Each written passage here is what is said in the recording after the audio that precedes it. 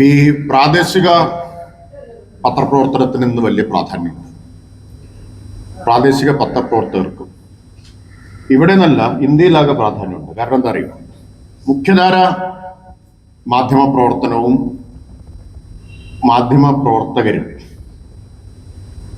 കണ്ടെത്താത്ത വാർത്തകൾ കണ്ടെത്തുന്നതും അദൃശ്യരായ മനുഷ്യരെ വാർത്തയിലേക്ക് കൊണ്ടുവരുന്നതും പ്രാദേശിക പത്രപ്രവർത്തകരാണ്.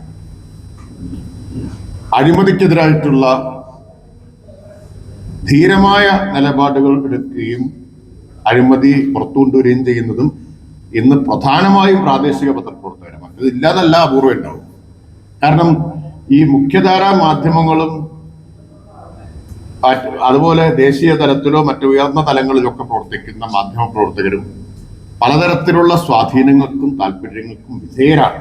ഞാൻ അടച്ചു പറയല്ല, അപൂർവം അല്ലാത്തവരുണ്ട്. പക്ഷെ പൊതുവിൽ അങ്ങനെയാണ്.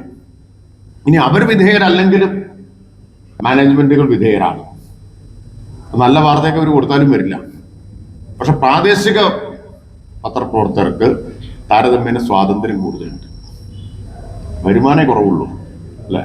സ്വാതന്ത്ര്യം കൂടുതലുണ്ട്. പ്രത്യേകിച്ച് ഡിജിറ്റൽ മീഡിയയിലൊക്കെ പ്രവർത്തിക്കുന്നവർക്ക്. അപൂർവം ചിലർ ദുരുപയോഗപ്പെടുത്തുന്നുണ്ട് എന്നുള്ളത് വേറെ കാര്യം. പറയുമ്പോൾ എല്ലാം പറയണ്ടേ. അപൂർവം ചിലർ അത് ദുരുപയോഗപ്പെടുത്തും. ആളുകൾക്കെതിരായിട്ടുള്ള അപവാദം പറയാനും മറ്റൊക്കെ ഉപയോഗിക്കുന്നവരുണ്ട്. പക്ഷെ പൊതുവിൽ അങ്ങനെയല്ല.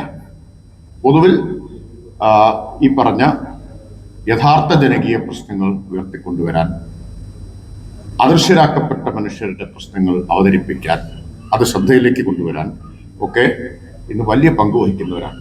പ്രാദേശിക പത്രപ്രവർത്തനത്തിന് ഇന്ന് വലിയ പ്രാധാന്യമുണ്ട്, പ്രത്യേകിച്ച് ഈ ഓൺലൈൻ ഡിജിറ്റൽ മാധ്യമങ്ങളുടെ കാലത്ത്. നിങ്ങളുടെ കൂട്ടായ്മ രൂപീകരിച്ചതിൽ അതിയായ സന്തോഷം. അതിൻ്റെ ജില്ലാ സമ്മേളനത്തിന് എൻ്റെ ഹൃദയം നിറഞ്ഞ ആശംസകൾ.